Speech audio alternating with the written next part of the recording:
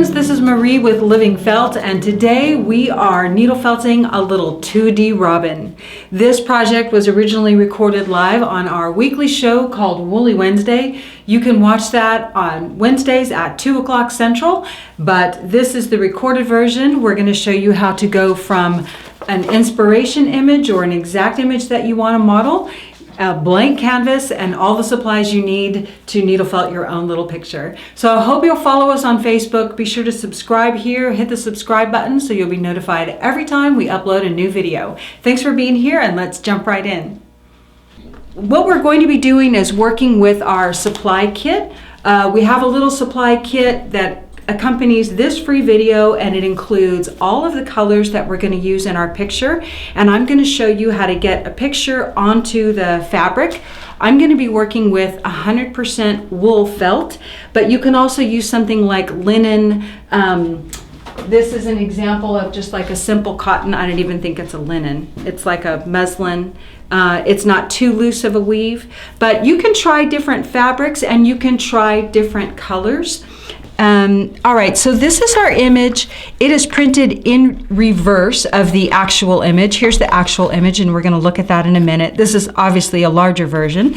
So we printed the reverse of the picture and put that into our support document. We have our iron-on transfer pen. It's a sulky iron-on transfer pen. We sell this in the shop, and it's also an option to get it in the kit. You just print out the image on regular computer paper and you trace around all of the outlines that are meaningful to you. I have already traced around the outside of the bird, including the feet and the eye and the beak. But you might like to go back and trace around some of these major color groupings so that you have a guide when you're putting the wool onto your fabric.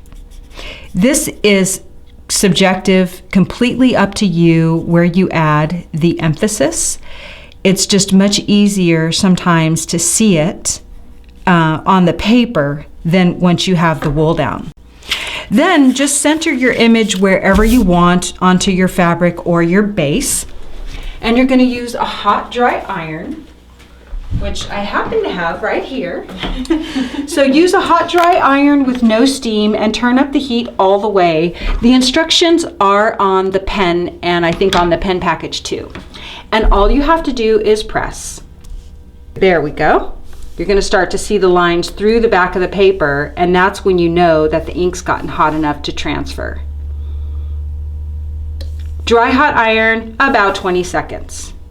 So see how you can see all the lines now? And that's how you know it's transferred. And you can usually get a couple of transfers off of one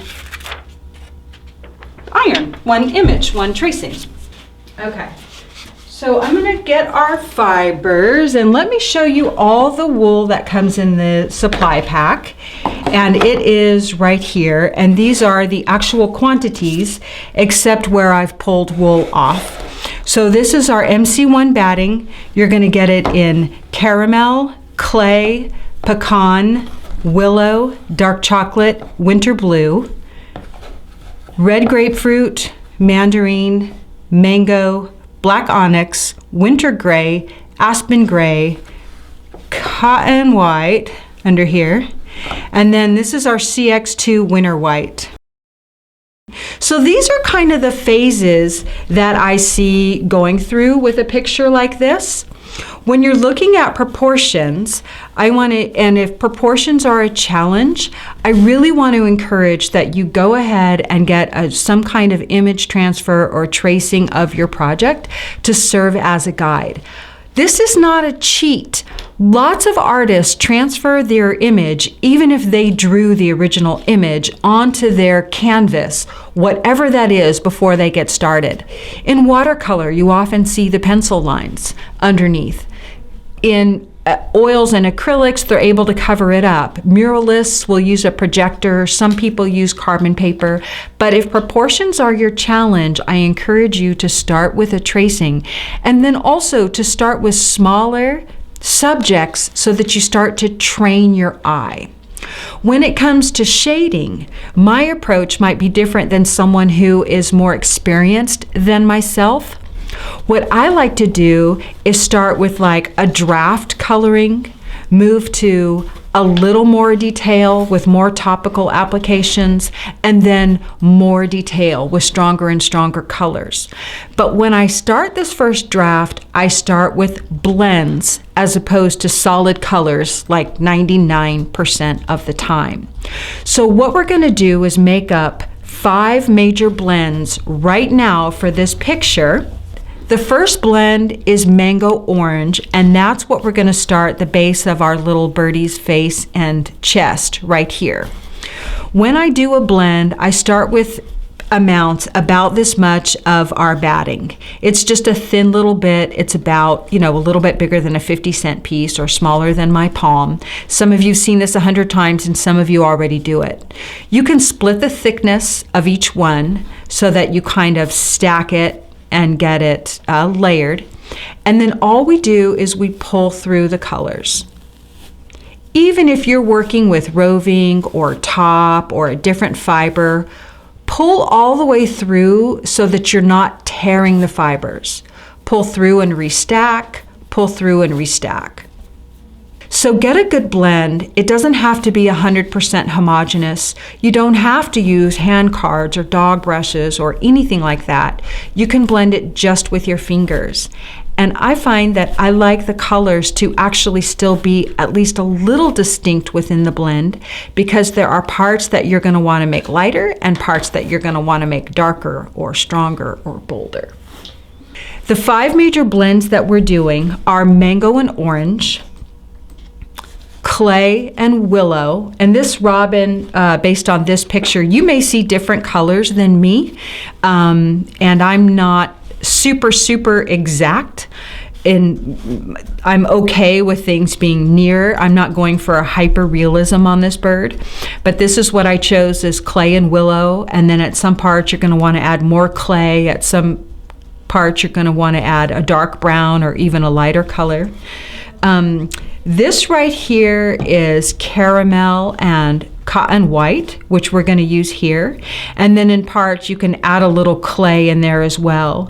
You could also use caramel and aspen, which is a little more gray.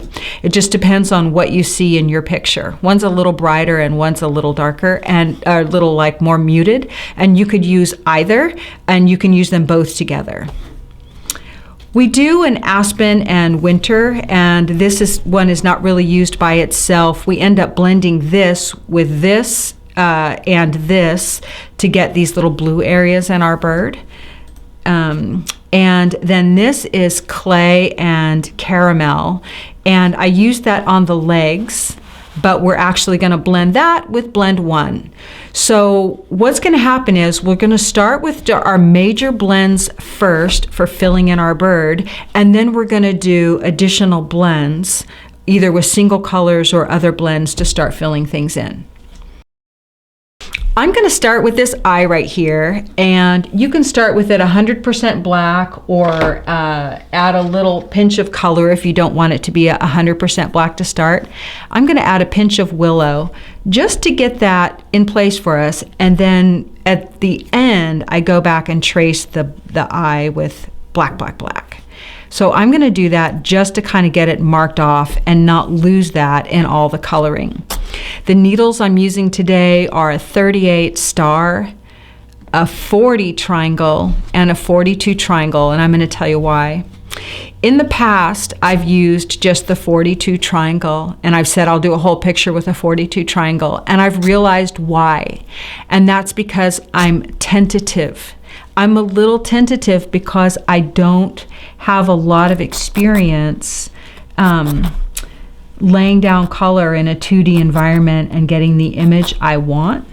So I realize that allows me to go a little bit more slowly when it feels like the terrain is new.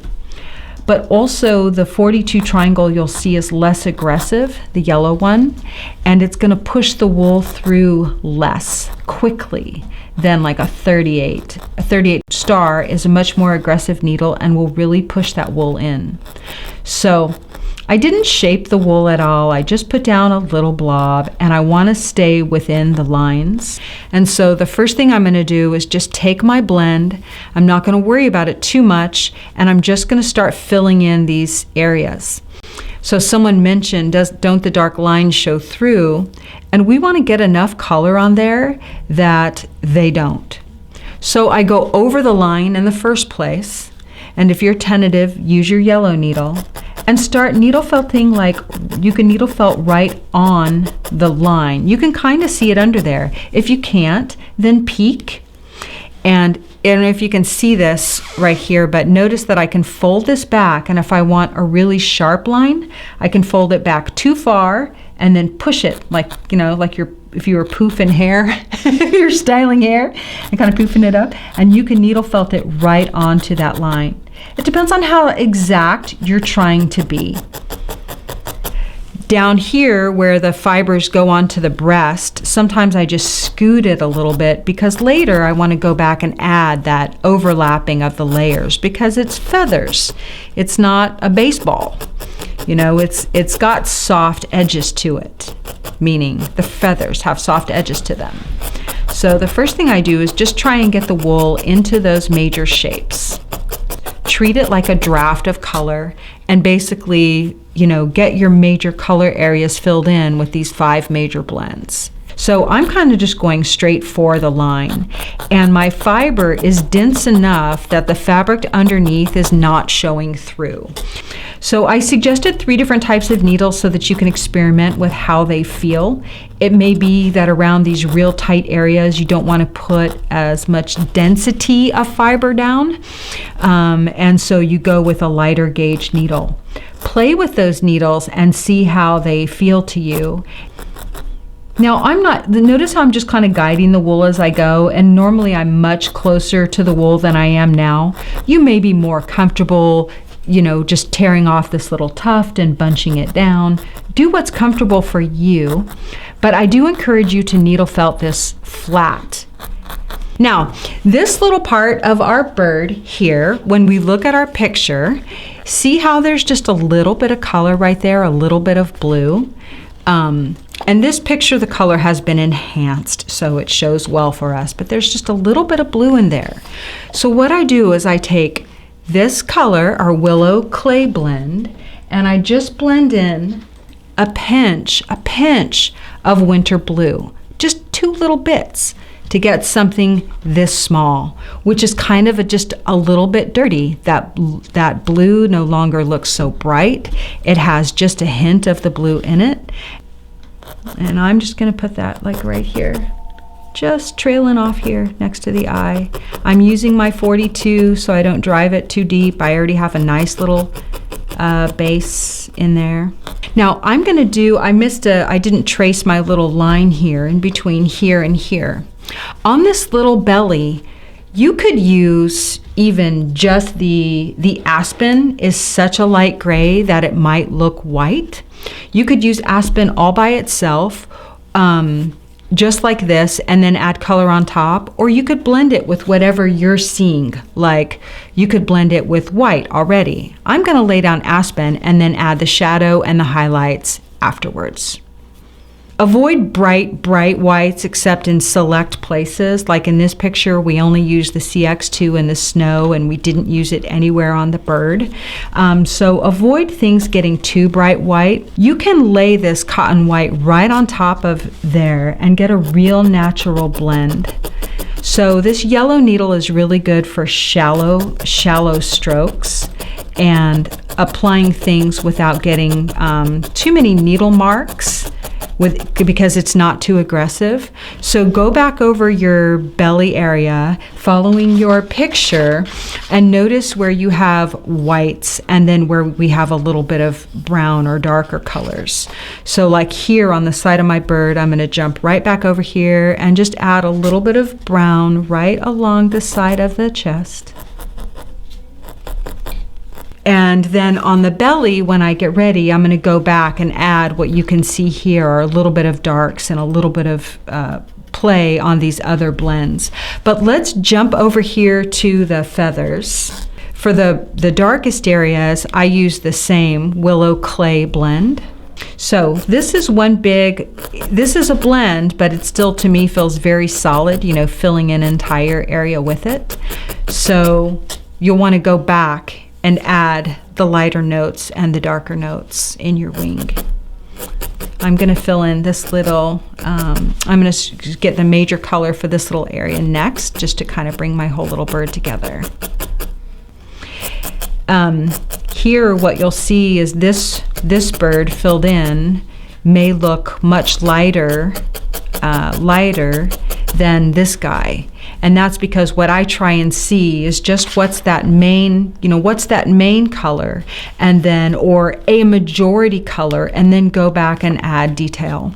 So, but in here, there's a little bit of blue in our bird, but it's not as dark as the stuff that we used over here. So I'm gonna blend a little bit of my blend that I have right here with this blue, and if it feels too light, then I can grab something like a little bit of clay or a little bit of caramel, whatever feels comfortable. In this case, I'm grabbing some clay, just a little bit to darken it.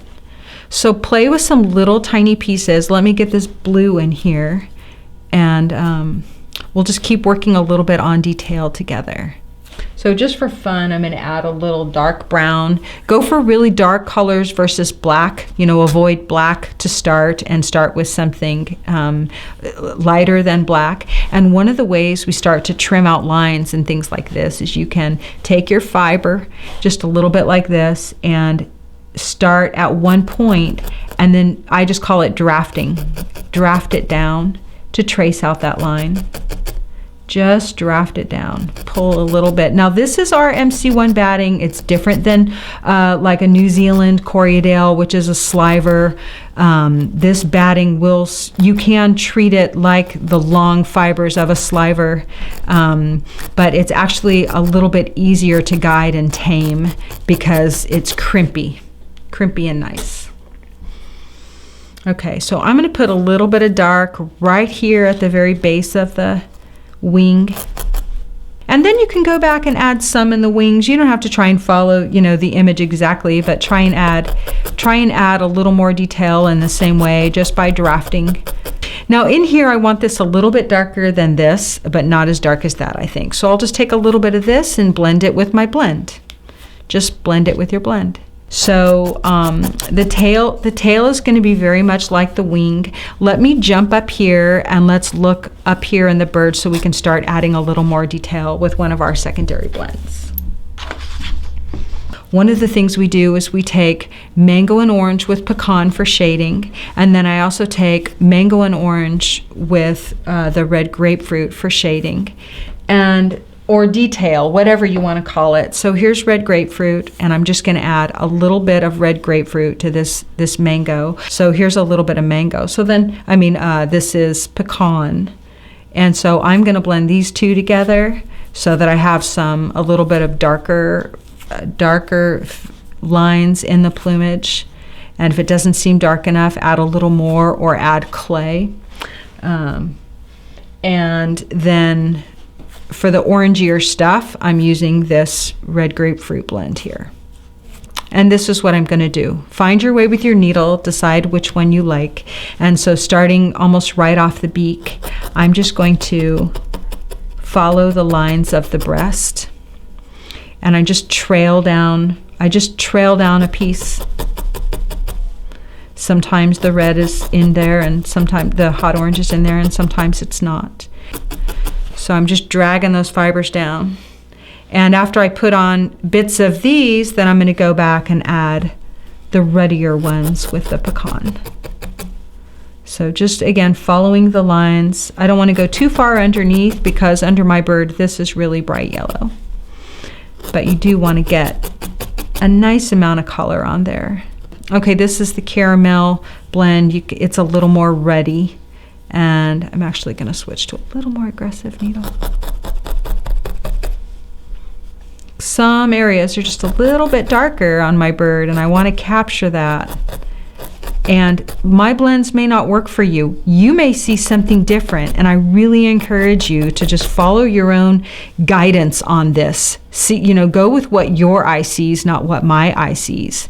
I'm just sharing my approach, and your approach might be really different. But see how we can start to get some of those little notes in there. Now, let's say you put down something and it feels a little too strong. You can go back, take your other blend and just blend your other blend right over the top of it again, so that color, that strong color that you put down, is more like a shadow underneath. Now I'm going to go back. I'm going to keep working on this, but for fun, why don't we just add a little more depth in here. So like right here, we want him not to feel so flat. We want him to feel a little rounded. So I'm going to take just a little bit of clay right there on my bird. See how he looks just a little rounded there, and that little tuft is underneath. We can, for the shading, we can just take this little tiny pinch of fiber, and notice that it's not solid, it's open. And because it's open, and because we're using this batting, we can lay it right down there. And in fact, you can piece a lot of your picture without tacking it down and see how you feel doing it like this. And I do that especially like on a bigger picture. You might come in and add a little more white here, so this feels a little bit brighter, and that hasn't been tacked down yet. You might come in and add a little more of this fiber here and not tack it down yet, and get those things in place, and then tack them down once you're kind of happy with them. So I always tend to do that with my light shallow strokes with your 42 light shallow strokes. You can even go a little bit at an angle like this, tacking it down, at an angle rather than poking it straight down. Notice the impact that your angle of your needle has on your picture. Where these feathers come down onto these, go back and take a little pinch of your fibers. And just like we did a second ago, you've got this little piece that's almost see-through. Lay it down right there so that it's a little more gentle and the line isn't so hard as we made it earlier. And blend those two, because the bird is going to be a little more natural. If you have a hard line that you don't like, you can try and drag it with your needle as long as it's not anchored all the way through to the other side. But then just come back, instead of like trying to move it too much, you can just come back and put a little soft bit of fiber over the top to kind of blend it. For the feet, I made a blend. I blended blend number 5 and blend number 1 together. Now with the feet, y'all, I tend not to put in I may not put in the feet in great detail until I have my snow in place, the brown and all my snow. So work on that as fits for how you see the picture. Because it's harder to get the colors in between all of those after you have all this down, these little points. But just go with what works for you. I'm gonna put a little brown on the toe anyway. On the beak, you might, I wouldn't go with the darkest brown. You might want to go with dark brown like we did on the wings, a dark brown and the plumage blend, and then go back, notice where there's a little bit of highlight and something a little bit darker. So don't let if you make the beak not solid, if you go back and fill it in, it's just gonna look a little more lively. Let me just trim out this eye, because the eye right now maybe doesn't have as much detail as it does in our picture. So once you have all that in, you can come back and trim right around the eye, just like we did. Just draft the fiber like this. Notice how delicate these MC1 bats are and how easy they are to work with. And we just add a little bit of darkness under the eye, and we can add a little bit of light right up here where it is on our picture too. This is where I want to get to, a little more finished. This is a little more of a draft. Thank you so much for watching today. We hope you guys had fun. We hope you will post your questions below. Hit the subscribe button so you can find out whenever we post a new video. And if you give this project a try, please post it in our Facebook group. It's just facebook.com/groups/Living Felt Friends. Look for us, Living Felt Friends. We hope to see you there, and I hope to see your picture of your robin or whatever you decide to needle felt. Thanks so much, guys. Have a great day.